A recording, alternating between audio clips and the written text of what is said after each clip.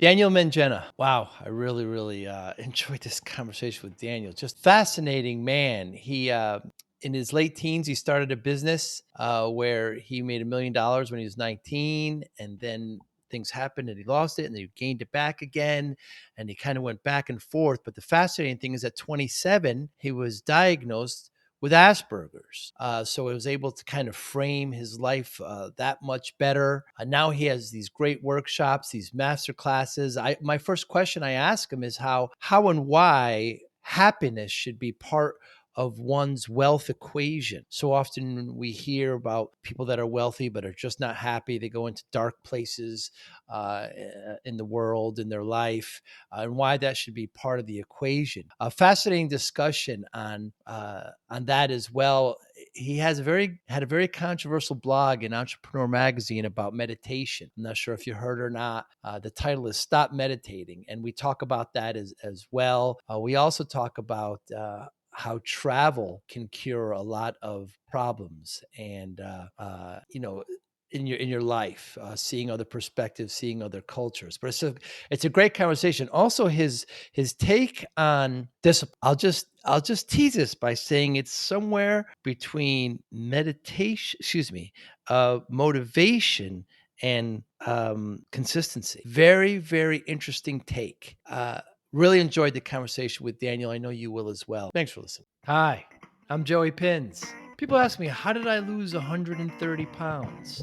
The quick answer is always discipline. I started my business, wasn't paying attention to my health, was eating too much, drinking too much sweets. My daughter was born. Next thing I know, I'm pre-diabetic, I have hypertension. I knew something had to change. Discipline. I, like many of you, have faced many challenges in your career, in your family, in your life, in your faith. How did you attack them? How did you approach them? How did you solve them, hopefully? It all had to have some degree of discipline. I'm also asked, how did you found and start a tech business that lasted over 25 years? Discipline. I was committed to it, enjoyed technology, didn't enjoy some aspects of it, but knew it was necessary. Discipline. Our podcast mission: how do we use discipline to better ourselves and society? Join me, please, as I talk to interesting people and discuss how they use discipline in their family, in their passion, in their careers, and how it helped them. Our podcast vision: growth through learning from others. Joey Pinz Discipline Conversations. It'll be light and serious. Join us, please. Thank you for consideration. To talk to you. I appreciate your time, Daniel Mangena. It's a great pleasure. Why should happiness be part of someone's wealth equation? I think anyone who's looked at a random sample of some of these rich, famous, successful people and seen the number of them who apparently had it all and yet still found themselves addicted to drugs, alcohol, sex. Mm, How many of them been caught cruising Sunset Boulevard looking for mm. not necessarily the right kind of company for the evening, right? And some even go into the darker places. And what I found over the last, I want to say 5 or 6 years, I've really been working with people in a close way, helping them create the life that they want to live, is that so often people come to a point where they want to create the life that they want to live because they realize they put so much time and energy into creating the life that they didn't choose for themselves. And when happiness isn't a part of the equation that we've got, it doesn't matter how much riches you've got, how much success or how many accolades you've got. If there's an emptiness that comes because you're not satisfied or filled up with what you've got, then you're Mm. never going to be okay, in my opinion. And all too often, we see people's goals and we see what they're striving for, and you just don't see kind of happiness or fulfillment in that equation. It's sad, but it's very true. hmm I mean, I feel I'm quite blessed in that the circles that I tend to move in and aspire to being of successful people are the people who do actually make sure that's a big part of Mm, the equation. Um, but I think a lot of limelight is given to the people who don't, that it's just about the flash and the this and the that and the whatever. versus doing something of meaning, something of contribution, and something that really fills up the heart space. And I think a bigger voice and a bigger platform needs to be given to those people, so Hmm. that people can understand the truth of how this really works, I think. And social media certainly doesn't help in a lot of these aspects where people are kind of posting the life that they want people to think they're having versus Hmm. the actual reality. And Hmm. it has a lot of great benefits, social media, but you see some of that as well. But I just Hmm. get a large part of your message is, you have to be happy. Hmm. But just to speak to that, because I remember about 2.5, 3 years ago, I had an event that I did in Mexico, and I'm very, very upfront about not pretending like I've got it all worked out, not pretending that I'm Mm. perfect, because I believe part and parcel of the work I'm doing is giving people permission to do their best and not necessarily get it right all the time. And one of the attendees was really upset Hmm. by that, actually. Something had come up, and I mentioned, no, that's going on. You're supposed to. How can you tell me how to live my life if you're not perfect? I said, I'm not telling you Wow. how to live your life. I'm not pretending to be perfect. I'm human. I've had experiences. I've got this going on. I've got that going on.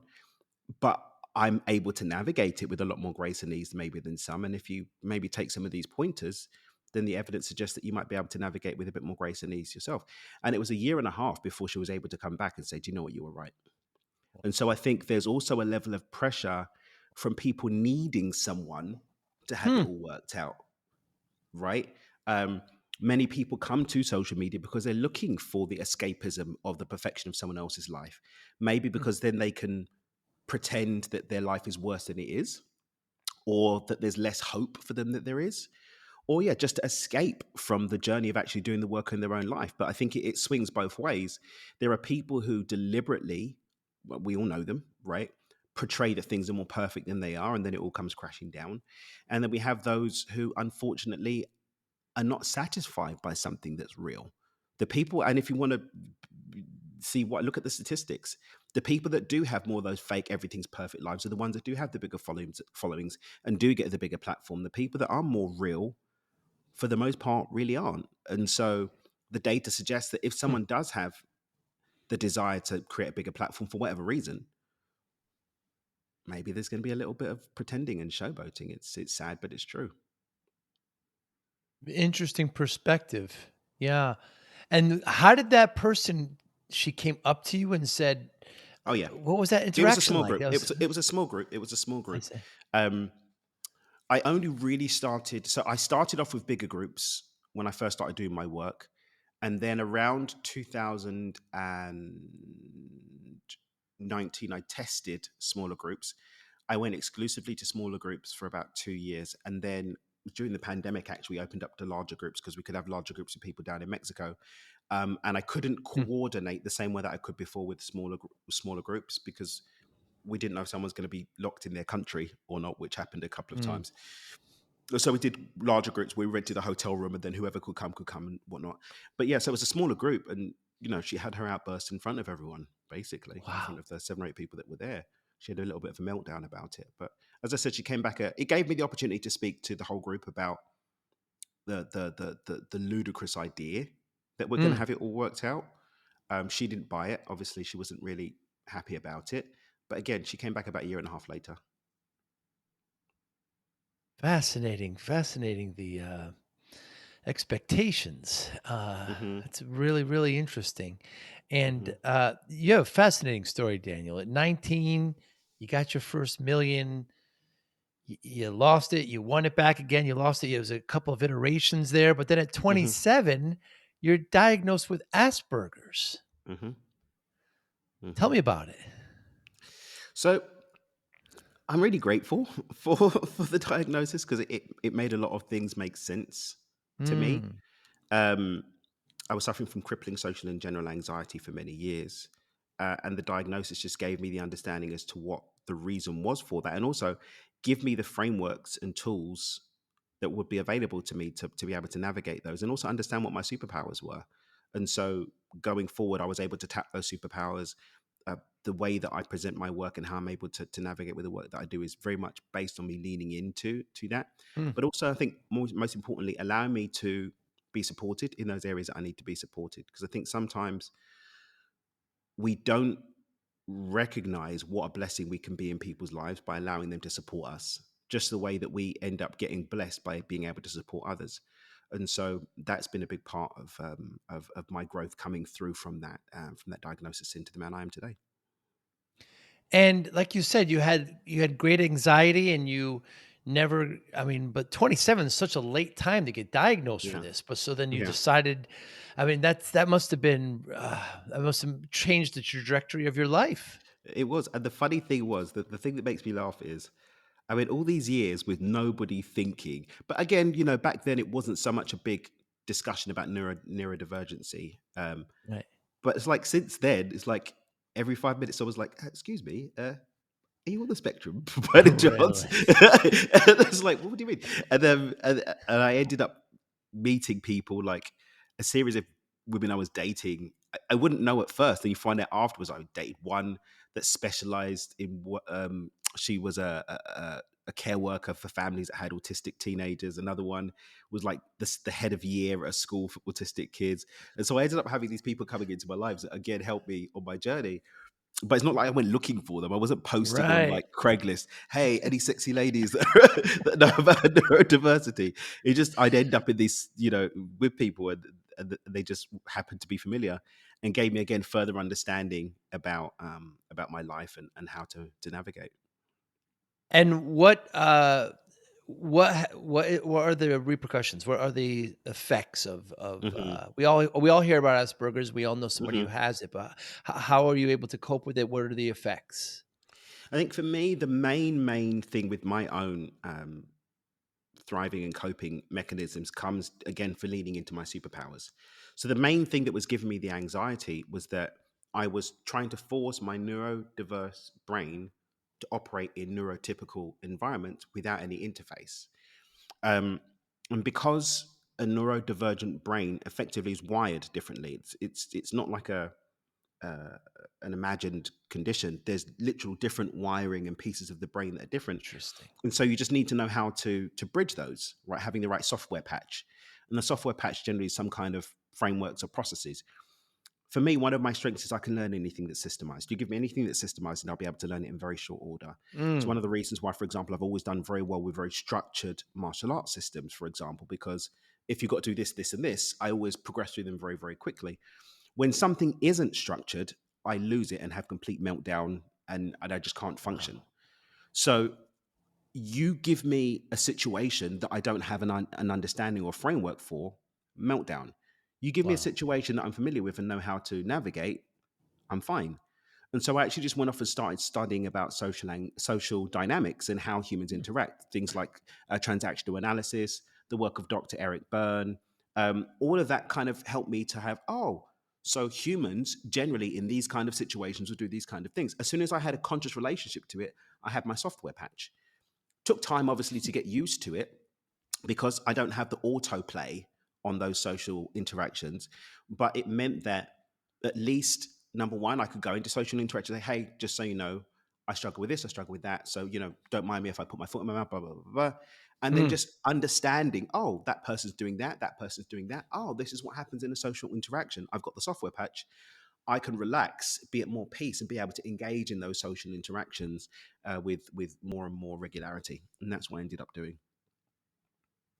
So it provided the structure you so desperately needed and craved. Yeah. Hmm. Yeah. And had you known earlier, Hmm. how different do you think your life would have been for those? Oof. I've- There are many. I mean, even when I look at the business that I started in my late teens, it was started initially because I wanted to connect with people. Interesting. So the very first business I started were buying wholesale goods in bulk and selling them. I didn't know people to sell them to. A guy I knew, his brother, who was my barber, did know people who could sell them to. And for me, when I look back on it, it's like, oh my God, this is an opportunity for me to have someone that I have to interact with. Ah. And then as he invited more of his friends into the group, and it ended up being me by myself and like 19, 20 people that he knew, it was like, oh, I had people that were around me all the time.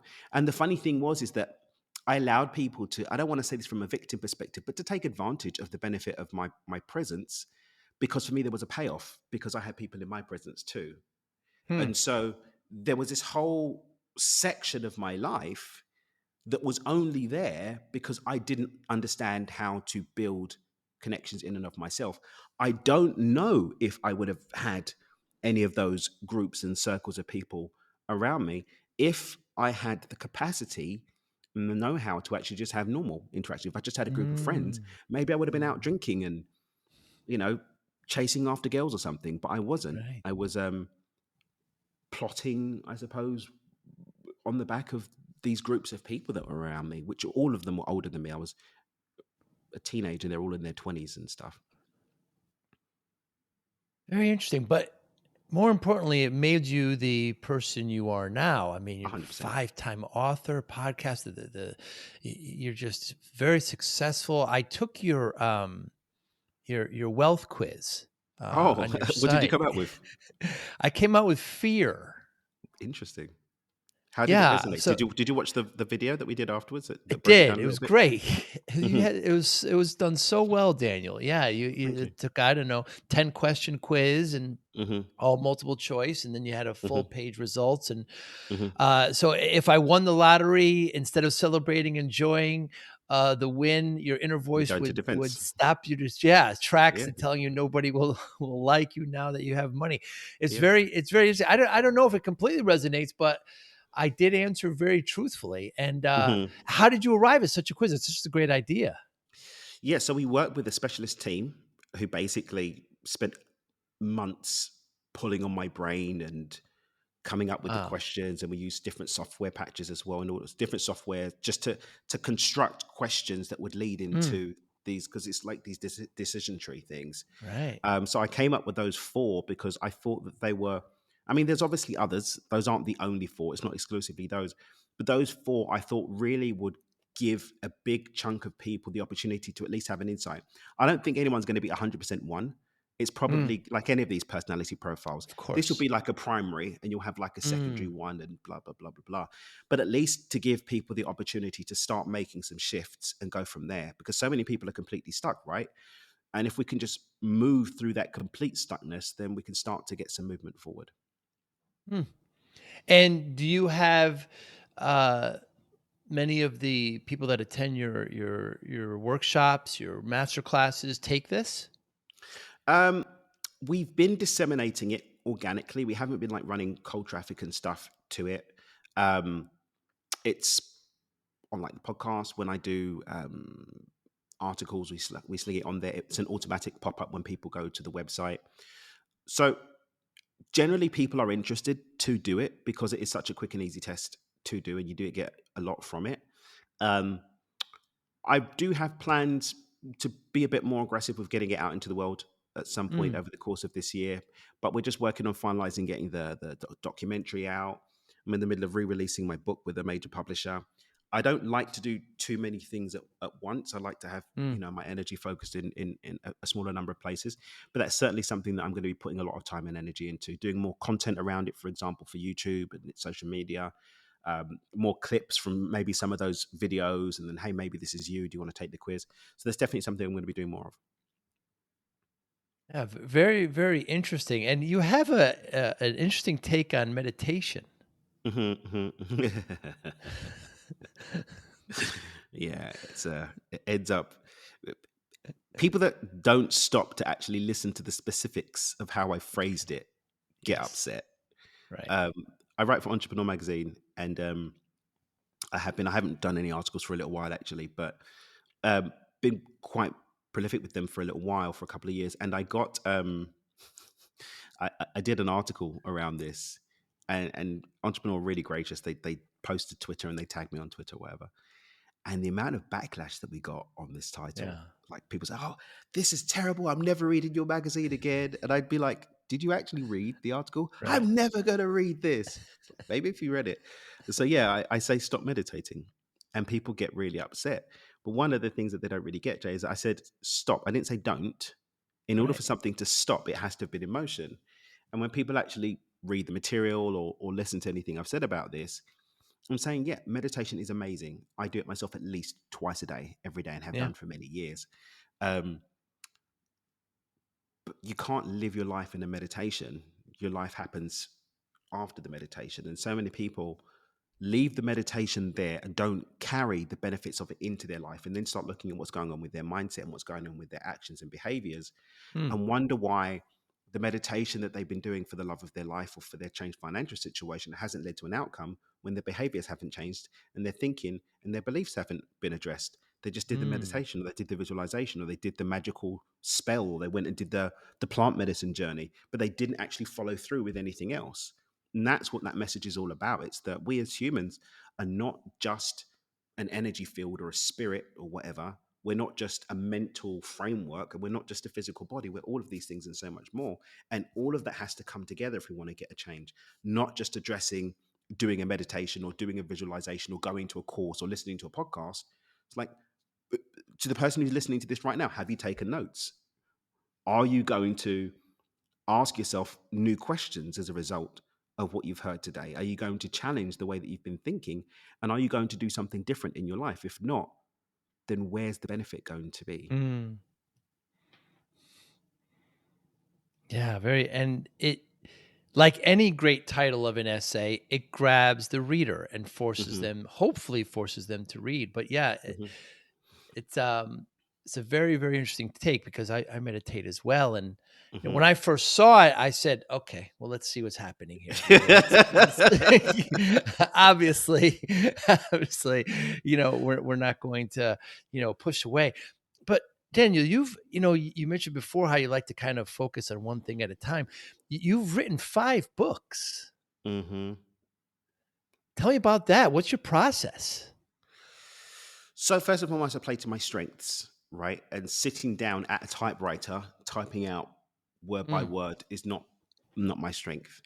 I can structure and I can framework, and I've had training and support in learning how to structure and frame a book. And then what I tend to do is I create content to lay out the chapters and the points that I want to do. And so I'm potentially working on another book now. I'm in talks with a publisher about that. And so we've got a very exclusive event we're doing in October where I'm going to go through my ideas around that. And I'll have 3 days of material from there that I can pull from and start to structure and put into a frame. And then uh, I work with like an editor to really get that dialed in, and then we send it off to a proper editor to get that all polished and put into a book. So that's what I tend to do, um, hmm, because my ideas flow more when I'm on the fly than if I'm sitting down and trying to put an idea together. And so even like when people check out the little mini clips and stuff that I do on my Instagram, I don't get those in advance. You're seeing the response that I gave about 3 seconds after I was asked the question, and then I come up. I come up with the response. That's when I'm in my zone. Even when I do podcast interviews, sometimes they're like, "I sent you the questions. Did you read them?" I'm like, you're not going to get the best out of me if you give me a list of questions. It's better that I just have them on the fly.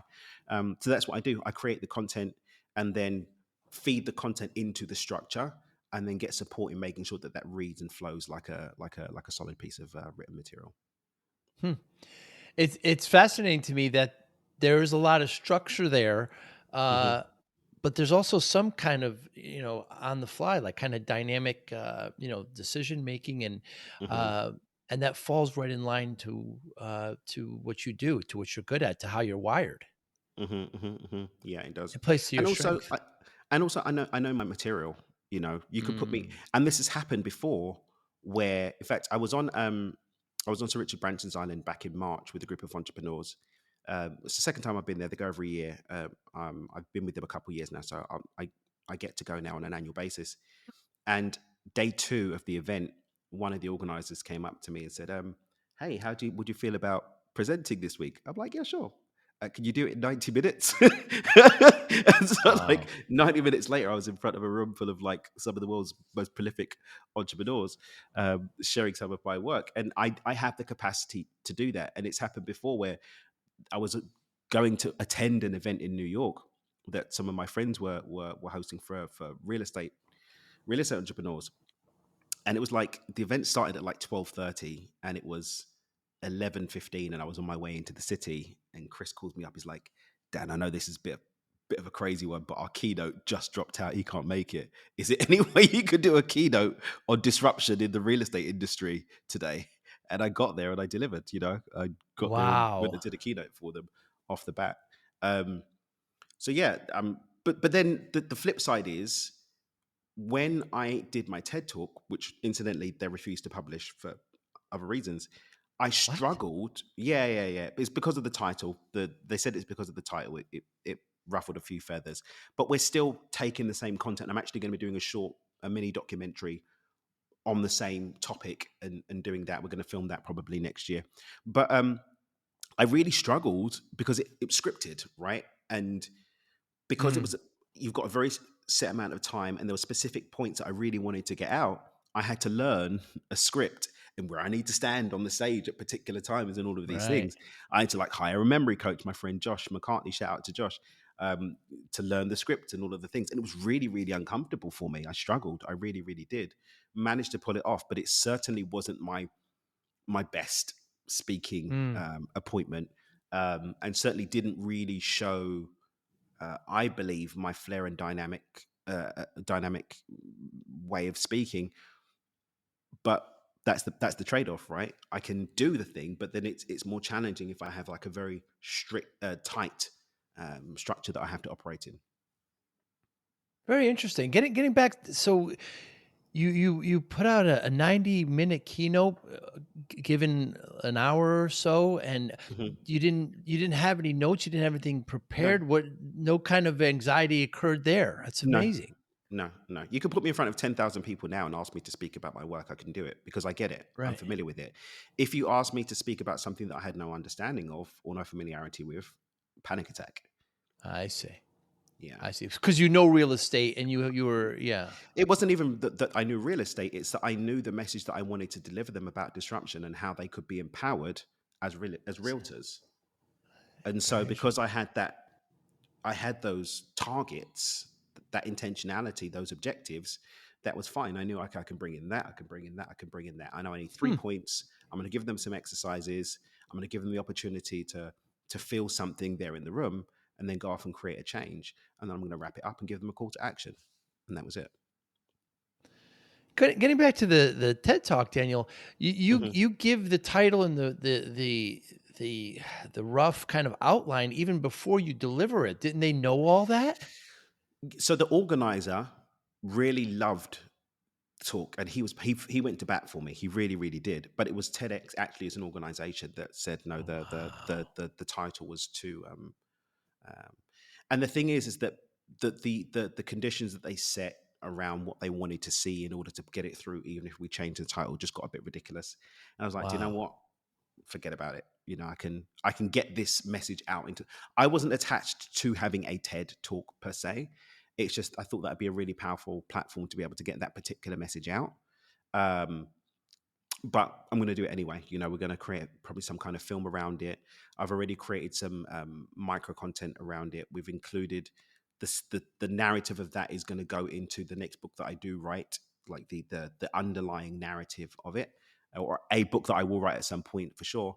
But I'm going to do a film around it anyway, and get some experts in, and really meet out the idea and have a nice adventure with it. Are you able to share the title? Yeah, it's what suicide taught me about life. Now, why in the world, what suicide is a major, major problem in our society, in the world. Yeah, Why? but because suicide was in the title, they weren't happy. How long ago was this? This was 2 years ago. 2 years ago Oh now. my, Year and a oh half, my. 2 years ago. Was it Yeah. in the States? The TEDx? No, no, no, no. It wasn't. Wow. That is amazing to me. Mm. Why should we use travel to solve our problems? I think everyone should use travel to solve their problems. I think anyone who maybe gets to have a different perspective, or for whom a changed environment gives them the opportunity to think differently or to access different parts of their mind, or someone who, if they're in a state of stress or anxiety, needs space, then travel will be good for you. Some people have got travel anxiety, or they've got like fear of flying. So maybe traveling isn't the best thing for them to do. But I think this really comes down to knowing yourself and knowing what's going to be good and supportive for you and leaning into that. Just seeing how other cultures and societies operate Hmm. differently is just Hmm. it's not better, it's not worse, it's just different and just Different. provides such an education. Hmm. Yeah, but I mean, the United States is a very, very big place. I always laugh that without needing a passport, you can have most of the types of scenery Mm. or environment that you want. You can have snow, you can have sand, you can have tropical climate, you can have you can have a Deep city, wilderness, deep yes. wilderness, you could be in the desert or whatever. And so I do understand that. And also there is you know, I'm from the UK. I was born and raised in London, and there's not so much there. And so if I want something different, I have to go to somewhere else. Mm. Um, so I think for some, travel for different environments even is a necessity. And then, of course, you do get the opportunity to interact culturally. But not everybody does interact culturally and learn from those cultures. At least they get exposed to them, though. I'm from the States. I'm outside of New York. My father's Italian. He's from Italy. At 10 years old, first day of summer vacation, he put me on a plane by myself, and I flew to Italy to meet my relatives. Wow. Yeah, just 10-year-old. Of course, now he'd probably be arrested if he did that. But you know, Well, you can get the buddy system, like a The lot of these the airlines have got like a escorts, buddy. yeah, Yeah, the escort, yeah, there's whatever. an Yeah, escort kinda thing, yeah. So, I'd never met them before. I had a picture in my hand and, "Here's what your grandmother's gonna look like in Milan," and look for her. So I got exposed to that culture at a very young yeah, age, and I would spend a lot of my summers afterwards there, and amazing. it just it provided just a well just I can't liken it to anybody else because it's my own experience, but Hmm. not only the language, but the food, the camaraderie, the Yeah. politics of the area, the difference Hmm. between northern and southern Italy, very, Yeah, very different, very different. but very different. And they'll Very tell you, different. they'll Oh tell yeah, you. they like to. Yes, My but brother-in-law's Neapolitan, so so's my yeah, father. So's my yeah, father. Yes. yeah, Yeah. Yeah. yeah. And wonderful people, just a Mhm. very different view on, oh my goodness, on work, on Everything, pretty much and everything, everything, on everything. everything. Yes. Again, not better, Yeah, not worse, just just very different. different, Yeah. just different. And they're wonderful. And it's just provide. So you had an essay, a blog about that. And, Hmm. like you said, the United States, a lot of people, there's a lot of difference here, but I think I don't know, my opinion, just different Yeah. language. It's well worth it. Um, Hmm. so Daniel, I always talk about this. I started my business in the 90s. I'm in the tech industry and I wasn't paying attention to myself and I was eating too much. I started, 16, 17-hour days working. You're very Hmm. familiar with this. Hmm. I got up to 340 pounds. Absolutely terrible. The doctor said to me, if you don't lose the weight, you're not going to see your daughter graduate. My daughter was just Hmm. born. So I spent the next year and a half, I lost about 130 pounds. People always ask me how, like there's some Hmm. secret, like they want this. And I always say discipline.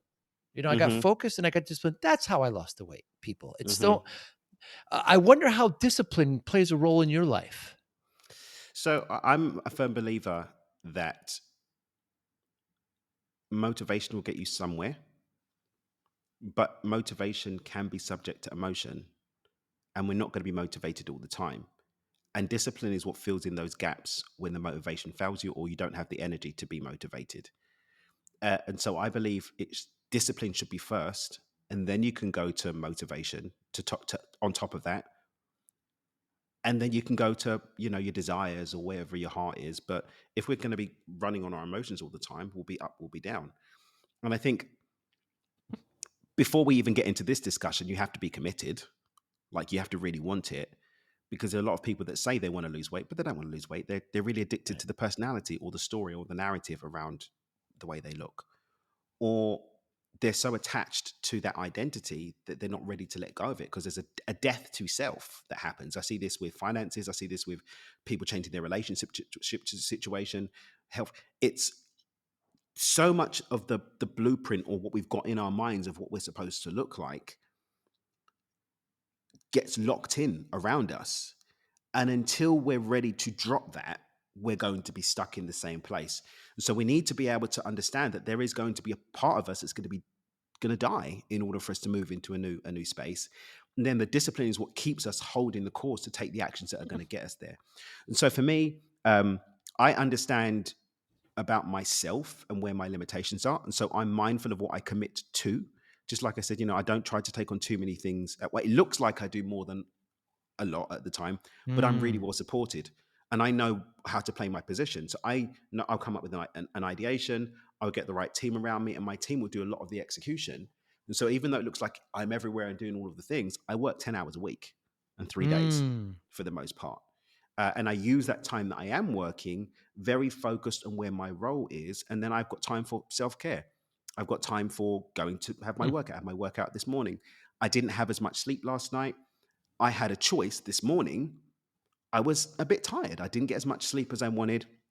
I was meeting my mate at the gym, and I had a choice. I could either make an excuse and he'd be fine having a workout, or I could show up and demonstrate my commitment by taking the disciplined action of still going to do that workout. And that's what I went to do. Uh, Mm. but that's because I have gone through the process of dying to the old version of myself that isn't in shape, that's got the dad bod, and I'm committed to being a healthy version of myself. And that commitment gets demonstrated, and then discipline carries me through. What a fascinating take, Daniel, between motivation and emotion. Hmm. That's fascinating. I don't think I've ever heard that kind of take before. Um, I get pushback often about discipline isn't needed, compassion is needed. And by the way, Hmm. there's no right answer. Right? There's no right Yeah, answer. It's we all got it's our own formula for us as our individuals, own right? road. Yeah, Hmm. yeah, absolutely. But that's a fascinating take. You also talk about spirituality in business. Hmm. Hmm. How so? Yeah, I mean, again, as humans, first of all, if we look at a business is an organism. It's got different parts, right? Mm, Um, you've got the head, who may be the visionary, right? You've got team members or contractors or whatever who play a part in that, but it's an organism. And that organism is going to be reflective of the people who are inside it. So if you've got toxic culture within an organization, you're going to have a toxic organization by mm, virtue of that. If you're going to have an organization that's got healthy values that are reflected by the people in the organization, that's going to reflect outwards and be evident. And so if the people who are in the organization are not whole and complete, they've got limiting beliefs, they've got disempowering emotional management skills, they've got poor habits, how is the business, that organism, going to function properly? It's like if you've got ill functioning cells in the body, you're going to get sick, and the sick body's not going mm, to be operating optimally. And so, spirituality in business for me is about recognizing that we as individuals have got these different layers of ourself, and those different layers of ourself are going to be reflected in how the business operates. And if we treat that operation as an organization that's the sum of the people in it, and start curating it accordingly, then we'll start to see a lot more flow. And also, when we look at the businesses as a function of moving the energy of money between different value creators and receivers, then we'll see too that when we start to honor that flow and all of the different levels of that flow, the mindset, the intentionality, the execution, it's all very well and good having a beautiful message, but if you're not delivering, you're going to have unhappy customers. So the physical piece has to be there too. So we've got the mental message, we've got the energy that's being transmitted, but we've also got the action. So all of those things need to be covered. And I think really the macro idea that I really want to communicate when I speak about spirituality in business is that a business is an organism that's made up of the people inside of it. And mm. those three aspects need to be addressed if we want to be successful. You have a fascinating mission statement. It's 2 sentences. It's very dense: to spearhead an evolutionary uplift in universal consciousness by awakening people to the importance of their unique role. Hmm. This has this that is already encoded in them by way of a deep and often ignored or undervalued passion defined as their dream. Hmm. How did you arrive there, Daniel? It's wonderful. So thank you. I had a catchphrase, and I don't know where this catchphrase came from. It just sort of popped into my head many years ago, and that's "dream with your eyes open." Mm. My business has got Dream in it. I'm Dreamer CEO across, many social media platforms. My website is Dream with Dan, blah, blah, blah, blah, blah, blah. So my second book, The Dreamer's Manifesto, sought to expand on that because I was trying to understand, it's like this phrase has come out of nowhere. What does it really mean to dream with your eyes open? And I sat and I worked out the tenets of that and put them out in that little, it's a very short book. A lot of my books are quite easy to read because I think it's more important that someone gets a message than lots of pages, right? And so as I was sitting with that, I really wanted to connect with, well, how does this phrase that came from nowhere, how does that really link into me? And what really I feel in a deep way is the reason that I really am doing the work I'm doing now. Mm. And the thing that came out is, well, if I'm thinking that, how many other people are thinking that? If I've got this thing that popped up of nowhere, how many other people have that? And I'd had years of personal development at that time. And so I had the ear to hear the voice of that, but how many people don't? And the more I reflected on how we're all different and hearing stories like, that person who does that one small thing, and yet that one small thing is essential to keep the whole thing. And I remember there was I think it's a Chinese saying, for the sake of a nail, the hoof was lost. For the sake of the hoof, the horse was lost. For the sake of Mm. the horse, the message didn't arrive. For the sake of the message not arriving, the war was lost. It goes something to that effect, but it comes Mm. down to a nail. And how often do we overlook the nails in our family, the nails in our business, the nails in our friendship circle, the nails in our community, that are the linchpin that holds it all together? And people get Mm. into paranoia, comparing themselves to other people and what they're doing. Oh, that person's helped cancer and that person did that. But guess what? Every single one of those people that did a big thing had key points in their life where they met a person who said a thing or did a thing that put them on their journey. And I think Mm. as humans, we lose sight of the fact that we really don't have the processing power to understand the impact of everything that we get the opportunity to do. Watch films like The Butterfly Effect and see that how that happens. And so I just really got really obsessed with having people drop in and listen, because that nail that you might be, or the nail of that one conversation, or the nail of that one action that you're going to take, can be the thing that wins the war in somebody's life that they're going on with right now. Well said. Daniel, what motivates you? Since I become a dad, being a good dad's been a really, really, really, really big motivator for me. The time that I had that, but the time that I really, really got it was when I came home from the office once, and Ethan must have been 7 months old, something stupid like that. And I came in, I waved at him, and he waved back. Mm. And in that moment, I was like, nobody taught him how to wave. Right. Nobody showed him, lift your hand up here and move your muscles that way. He had observed waving going on and understood the context of replying back to a wave. I was like, how many other things Mm. is he picking up? And I Mm. knew it, but to know something and to know something are two different things.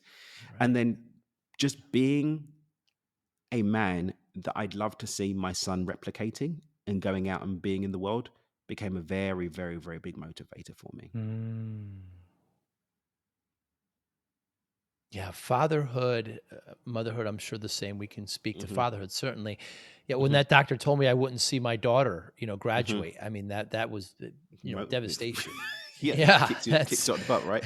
that's right. If that doesn't motivate you, I don't know what can, right? And, Yeah. she knew what she was doing. She's known me for a while, and it, Hmm. it worked. And, Hmm. yeah. How do you measure success? For me, I like the definition: success is getting what you want, and happiness is wanting what you get. Please say that again. Success is getting what you want, and What you happiness is want. wanting what you get. And the two need to go together Uh, for you to have true success. That's wonderful. That is absolutely Hmm. wonderful. Daniel, I I don't am remember. It's not mine. I don't remember where I heard it. sure, it doesn't I want to matter. make sure. Yeah, yeah, yeah. It doesn't matter. Yeah, I constantly am using quotes. I was so excited when your team reached out. You're very, very inspirational. Thank I you. love your passion. I love what you do. How can we get in touch with you? Easiest way to do it is dreamwithdan.com.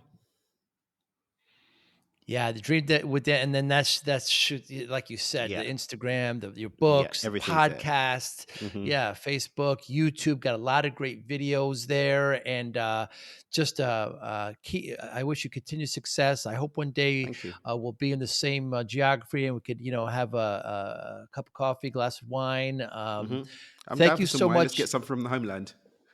Very good, even better in the South. Yes, Exactly. Daniel, you be well. Thank you so much You for your too. time. Thanks, Bye man. now. Thank you for listening and or viewing Joey Pinz Discipline Conversations. Please share this episode with one or two of your friends who you think may benefit from the episode. Our website, www.joeypins.com. There you'll find lots of resources and you could join our mailing list. Please follow us on all our social media, Instagram, Twitter, and Facebook. Podcast information. The video version of our podcast is on YouTube. Please subscribe. Audio is on all major podcasting platforms. Please follow them. And if you like it, please consider giving 5-star rating. Would really appreciate that. Would you like to financially support the podcast?